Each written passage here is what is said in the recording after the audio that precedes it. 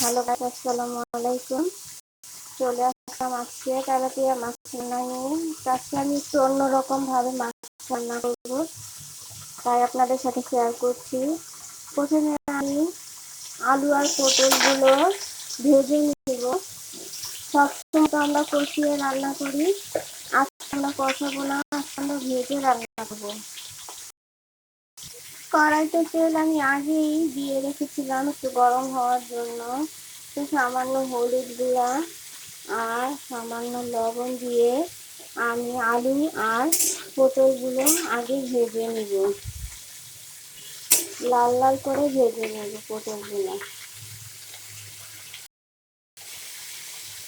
হালকা ভাজা হয়ে আসলে এর মধ্যে আমি পেঁয়াজগুলো দিয়ে দিব। পেঁয়াজগুলো একসাথে ভেজে নিব। আমি দুটোকে ভালোভাবে ভেজে নিব। দেখেন আমার আলু পটল আর পেঁয়াজগুলো ভাজা ভাজা হয়ে আসছে।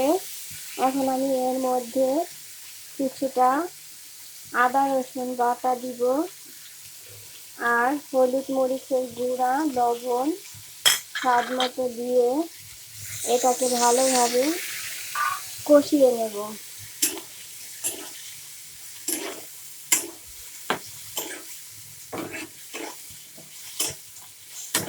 এটাকে কিছুক্ষণ কষিয়ে নেব আমি।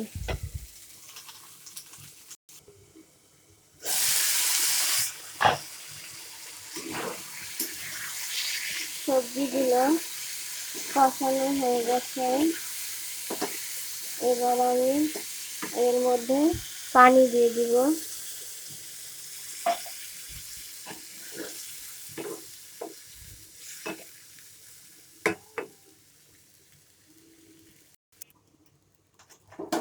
এবার আমি এর মধ্যে মাছগুলো দিয়ে দিব। মাছগুলো আমি আগেই ভেজে রেখেছিলাম। এখন মাছগুলো দিয়ে আর একটু রান্না করব। তো আমি বেশি ঝাল খাই না, সেই জন্য 4-5টা কাঁচামরিচ দিব। আপনারা চাইলে বেশি দিতে পারেন আপনাদের ইচ্ছে মতো।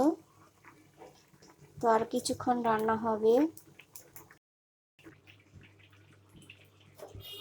রান্না কমপ্লিট। যদি ভালো লাগে অবশ্যই লাইক কমেন্ট দিয়ে পাশে থাকবেন। ধন্যবাদ সবাইকে।